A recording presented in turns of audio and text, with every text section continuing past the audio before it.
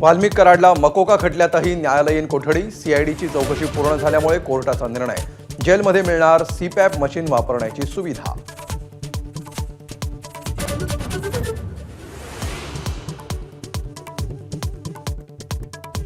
वाल्मिक कराड, त्याचे साथीदार आणि पोलीस एकत्र असल्याचं सीसीटीव्ही फुटेज एसआयटीच्या ताब्यात. पोलिसच सराईत गुन्हेगारांसोबत मीटिंग घेत असतील तर समाजानं काय बोध घ्यावा, धनंजय देशमुखांचा सवाल.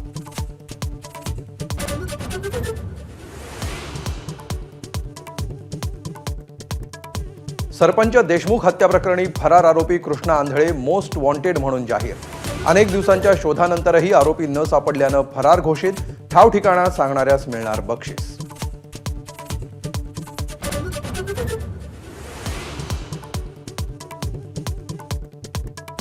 अभिनेता सैफच्या रिकव्हरीवर शिवसेना नेते संजय निरुपम यांचे सवाल.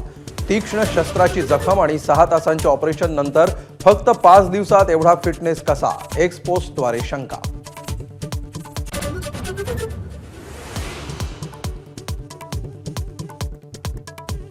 ठाकरेंचे 4 आमदार आणि 3 खासदार शिंदेंना भेटल्याचा उदय सामंतांचा दावा. तर उद्योगमंत्र्यांना दावोसमधल्या गुंतवणुकीपेक्षा फोडाफोडीची माहिती, त्यांना मुंबईत पाठवा, संजय राऊतांचं प्रत्युत्तर.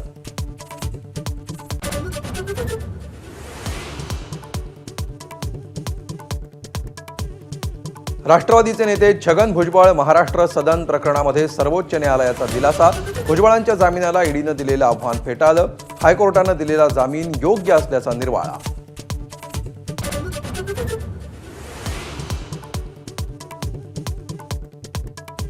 मालेगाव पाठोपाठ अकोल्यातही जन्मदाखले घोटाळा. अकोल्यामध्ये तब्बल 16,000 रोहिंग्या बांगलादेशींनी मिळवले जन्मदाखले. किरीट सोमय्या यांचा आरोप. घोटाळ्याची एसआयटी मार्फत चौकशी करण्याची मागणी.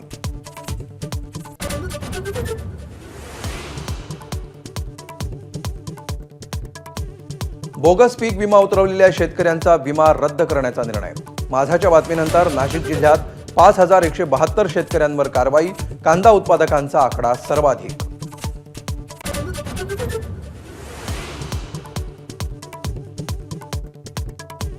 तीन ते 6 वयोगटाच्या बालवाडी आणि खासगी प्ले ग्रुपला लागू होणार शासकीय नियमावली. खासगी बालवाड्याही येणार सरकारी नियंत्रणात. दुपारचा खाऊ आणि बाल अभ्यासक्रमाचीही होणार अंमलबजावणी.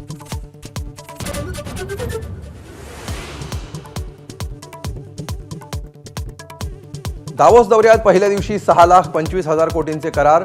गडचिरोलीमध्ये जेएसडब्ल्यू तर राज्यामध्ये वारे एनर्जीची हजारो कोटींची गुंतवणूक. शुक्रवारपर्यंत सामंजस्य करार वाढण्याची शक्यता.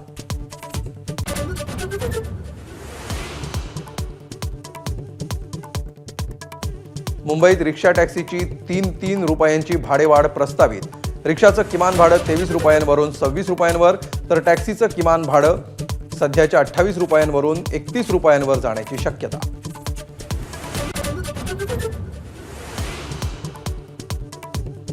योगी आदित्यनाथ यांचं कुंभमेळ्यानिमित्त गंगेमध्ये पवित्र स्नान.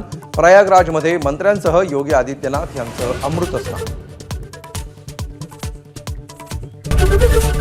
एबीपी माझा, उघडा डोळे बघा नीट.